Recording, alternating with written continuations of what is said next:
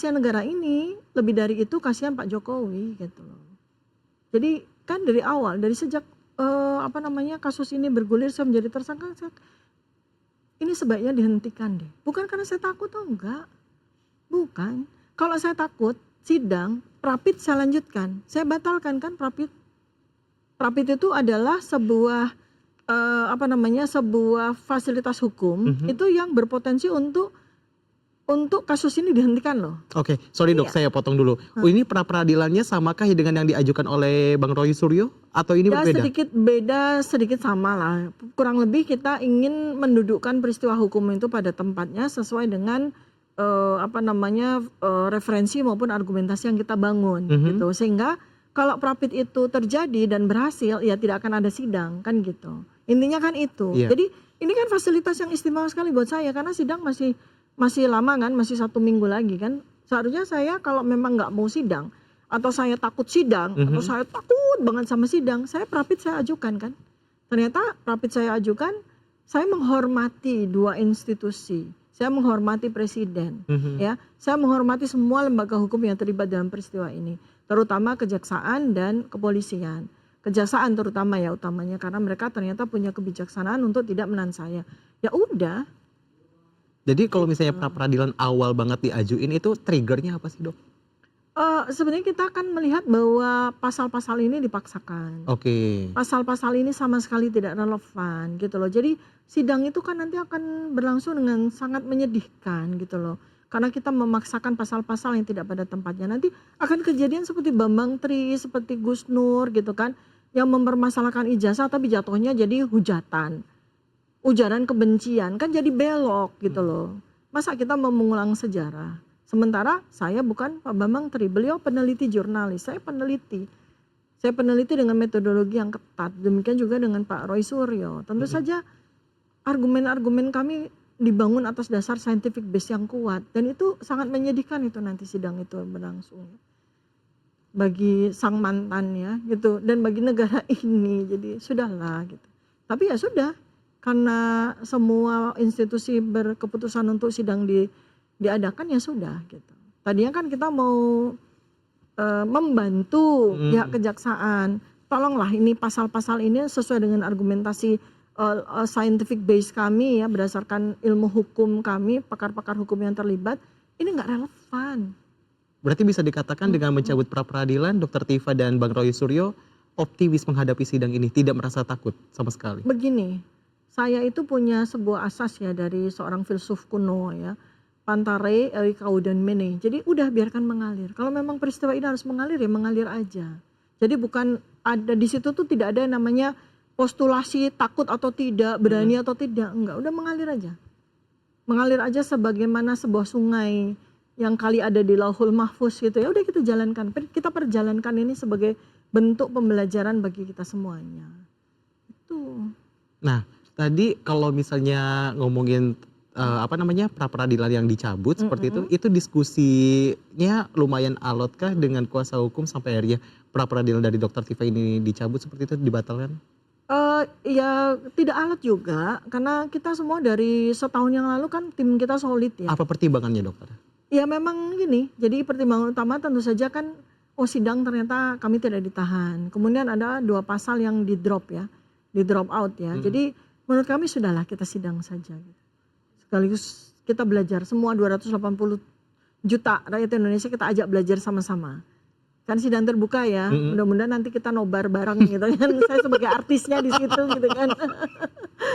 Masyam gantian niat saya di sidang. Kita belajar sama-sama. Tidak ada unsur ujub, takabur ya di situ enggak. Kita belajar dengan penuh kerendahan hati kita sama-sama belajar menegakkan hukum dan keadilan serta kebenaran di negara ini. Jadi tidak ada rasa takut, jadi optimis aja, jalanin aja. Jalanin aja, lebih kepada jalanin aja dengan penuh kerendahan hati gitu. Supaya kita dapat pelajaran. Kalau kita jalanin dengan takabur, kita nggak dapat pelajaran, mental semua pelajaran. Tapi kalau kita jalanin dengan penuh kerendahan hati, menghormati setiap institusi yang terlibat, insya Allah cahaya dari Allah Subhanahu Wa Taala, dari Tuhan Yang Maha Kuasa itu akan membuka hatinya hakim, membuka hatinya jaksa, membuka hatinya semua pihak yang terlibat. Sidang kan akan berlangsung perdana itu 2 Juli 2026 ya dok? Iya. apa saja yang sudah dipersiapkan untuk menghadapi sidang? Ya tentu saja ilmu hukum harus kita perdalam, empirical base harus kita kuasai lagi, kita gali lagi segala kemungkinan agar hukum menang. Jadi segala kemungkinan tuh ada apa aja, Dok? Ya kan possibility harus kita hitung ya. Oke. Baik dengan ilmu hukum maupun dengan ilmu matematika kan gitu ya. Kan ada ilmu probabilitas yang harus kita pakai juga di situ.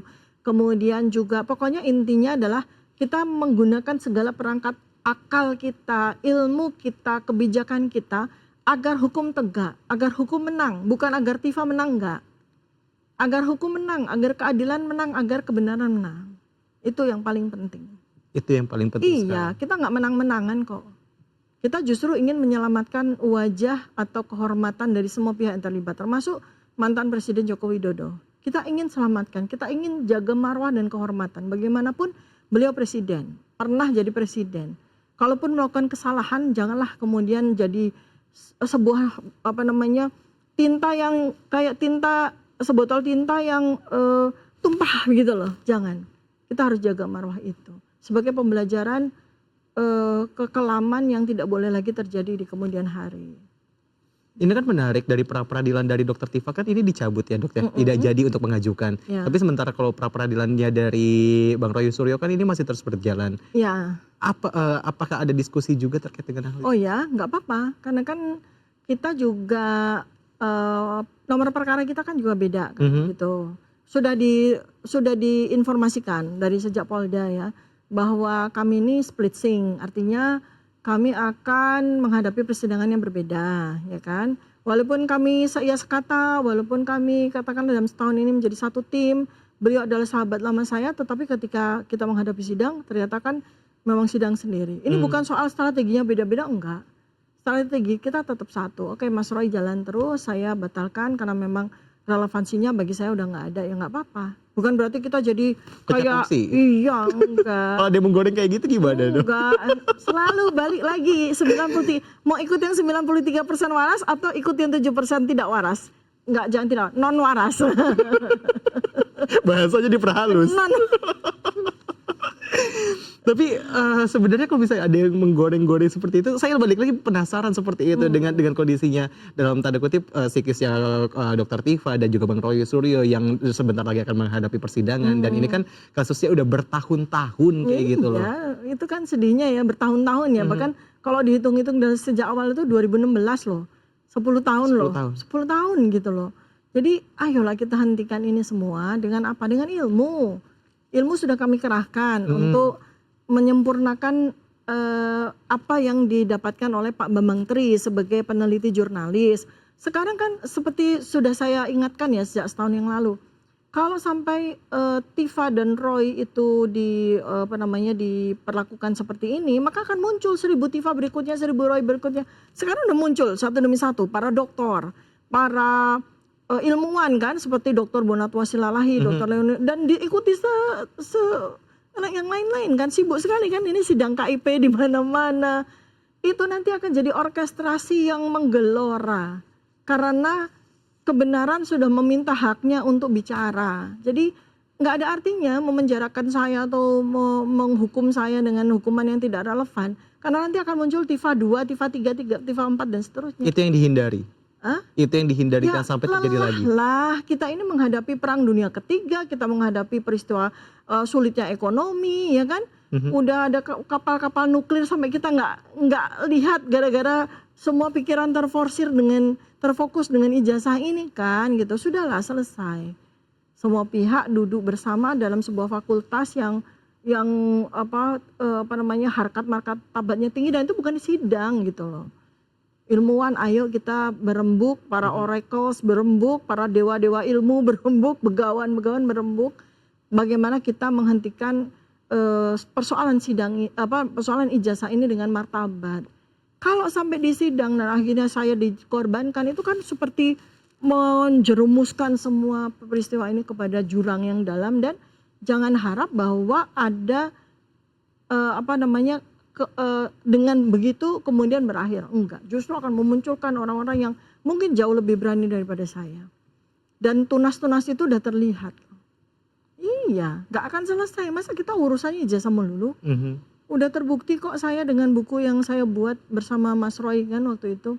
Waktu Rismon masih waras juga kan. Sekarang berarti nggak waras. Ya iya kan dia kan jadi 7%. Kemarin masuk 93%, sekarang terjerumus ke 7%. Kasihan sebetulnya kan. Ya, jadi janganlah lagi ada orang yang ditakut-takuti untuk bicara tentang keadilan dan kebenaran.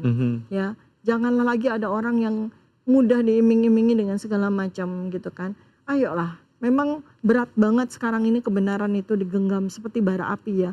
Kebenaran, keadilan tuh digenggamnya itu seperti kita menggenggam bara api. Tapi itulah warisan berharga untuk bangsa dan negara ini. Terakhir Dokter Tifa, kalau ngomongin sidang perdana akan digelar 2 Juli, apa harapannya dokter? Harapan saya mudah-mudahan outfit saya cocok sama sidang. Oh ini di luar konteks. Biasa perempuan kan sibuknya di situ. Bercanda. Ya tentu saja kan kami juga sekarang ini rapat maraton simultan, tapi tetap dengan menjaga kewarasan, menjaga kami tetap optimis dan gembira. Bukan seperti menghadapi di depan sana ada tiang gantungan, enggak.